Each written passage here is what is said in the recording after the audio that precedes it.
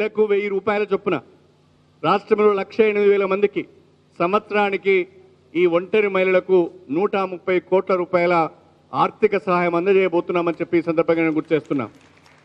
ఈరోజు ఏప్రిల్ మాసానికి సంబంధించి మే మాసానికి సంబంధించి 2 నెలల పెన్షన్ ఈరోజు మీ అకౌంట్లోకి జమ కాబోతున్నది. రేషన్ కార్డ్స్ లేని ఒంటరి మహిళలు కూడా ఉన్నారు. ఆ రేషన్ కార్డ్స్ లేకపోవడం వలన వాళ్లకు పెన్షన్ వచ్చే అవకాశం లేదు. రెండవది ఇన్కమ్ సర్టిఫికేట్ కావాలని అడుగుతున్నారు. రేషన్ కార్డు లేకుండా ఇన్కమ్ సర్టిఫికేట్ ఇచ్చే అవకాశం లేదు. కాబట్టి ఎవరైతే ఒంటరి మహిళలు మన దగ్గరికి వచ్చి దరఖాస్తు చేసుకుంటున్నారో తహసీల్దారులందరికీ కూడా క్లియర్ ఇన్స్ట్రక్షన్స్ ఇవ్వండి. వెరిఫై చేసి వాళ్ళకి రేషన్ కార్డు ఇవ్వండి. రేషన్ కార్డుతో పాటు ఇన్కమ్ సర్టిఫికేట్ కనుక ఇస్తే వాళ్ళు ఒంటరి మహిళ పెన్షన్కు అర్హులు అవుతారు. కాబట్టి అలాంటి వారిని అందరూ కూడా మళ్ళీ ఫ్రెష్గా మనము ఎన్యుమరేషన్ అంటే మళ్ళా మనం అలాంటి వాళ్ళందరినీ కూడా వివరాలు సేకరించి వాళ్ళకు కూడా ఈ రకమైన ఒంటరి మహిళ ఆర్థిక సహాయం అందజేస్తే బాగుంటుందని చెప్పి ఈ సందర్భంగా నేను సవినయంగా తెలియజేసుకుంటున్నాను.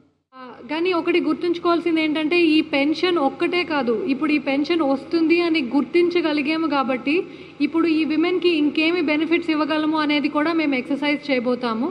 సో ఇందులో ఎవరైనా చదువుకున్న వాళ్ళు ఉంటే ప్రైవేట్ ఉద్యోగాలకి టైఅప్ చేయటం, ట్రైనింగ్ ఇచ్చి ప్రైవేట్ ఉద్యోగాలు ఇప్పించడం, లేకపోతే పిల్లలు ఉంటే వాళ్ళకి హాస్టల్స్లో వేయించటం, లేదు మాకు అంటే 2 బెడ్రూమ్కి మేబీ ప్రెఫరెన్షియల్ ట్రీట్మెంట్ ఇవ్వటం.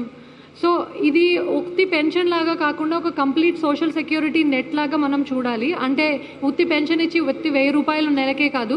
ఈ గోల్ ఏంటంటే పెన్షన్ ఇవ్వడం స్టార్ట్ అయిన 3 సంవత్సరాలకి మీ అందరికీ ఓన్ ఇన్కమ్ వేరే చోట్ల నుంచి ఎంత వస్తూ ఉండాలి అంటే పెన్షన్ మీకు ఇంకా అవసరం లేదు అనేది గోల్.